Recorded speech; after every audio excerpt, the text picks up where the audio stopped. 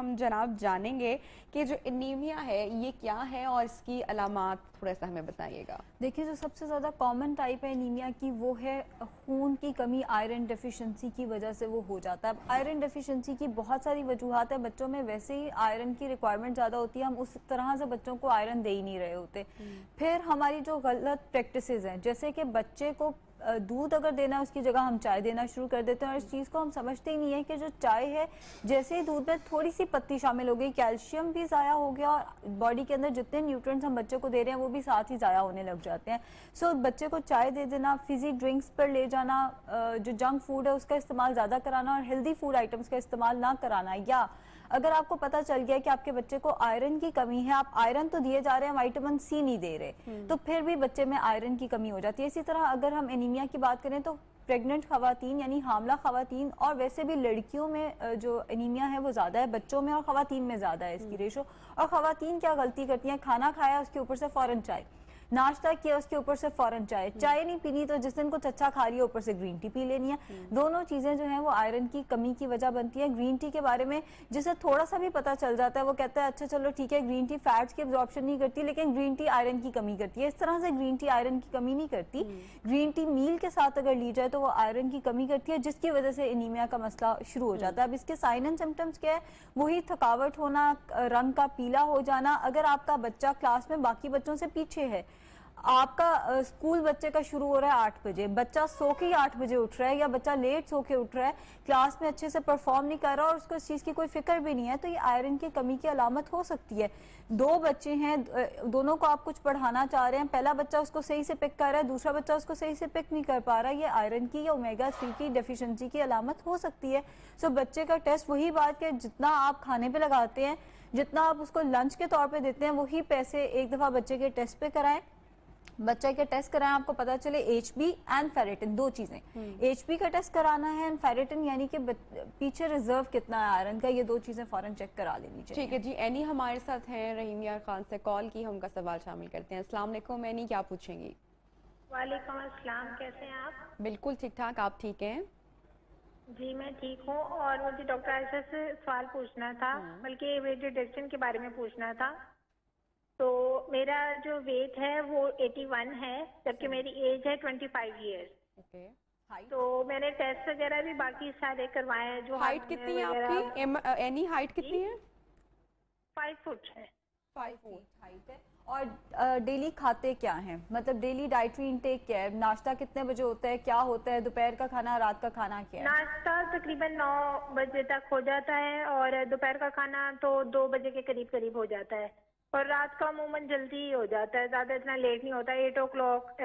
क्या लेती हो नाश्ते में, खाने में, क्या प्रॉपर क्या मील किस तरह से होती है? डाइट वैसे जंक फूड वगैरह इतना नहीं है, आमतौर पे कभी कभार ले लिया, लेकिन जो चीज खाती हूँ वो ज्यादा इंटेक वगैरह कर लेती हूँ। मतलब कि अगर बिरयानी भी है यूज किए या अगर सालन भी यूज किए तो ज्यादा क्वांटिटी यूज कर लेती हूँ। ये है मेरा फॉल्ट।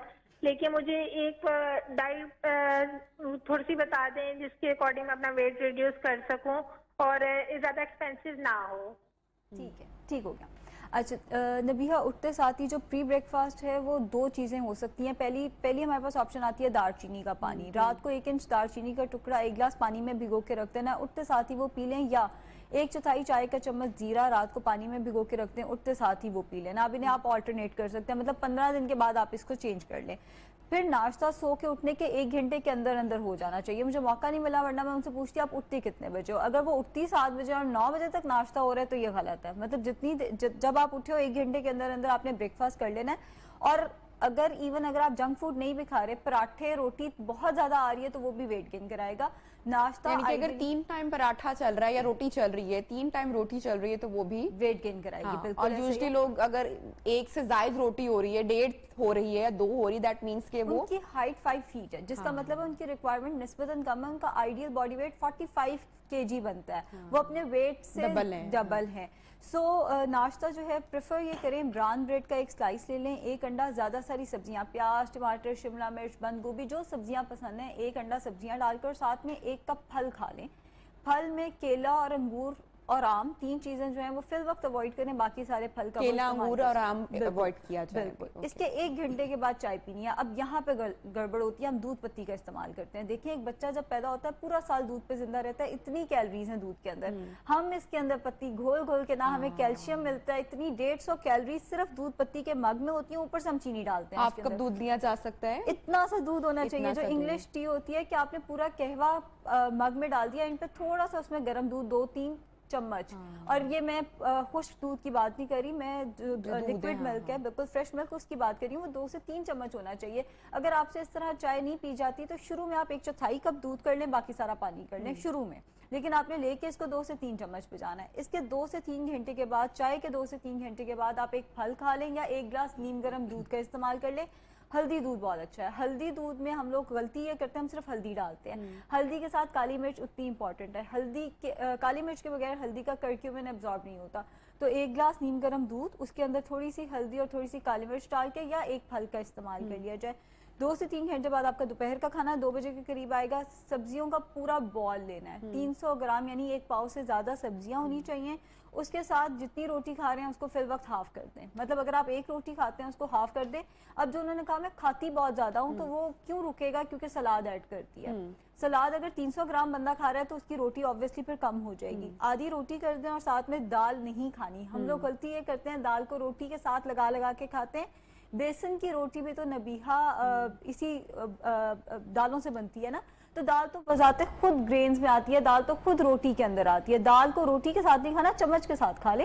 रोटी के साथ गोश्त या सब्जी का सालन, अब सब्जियों में सिर्फ आलू अवॉइड करने हैं। अगर चावल खा रहे हैं तो 12 टेबलस्पून चावल साथ ज्यादा सारी आप बोटियां रख लें।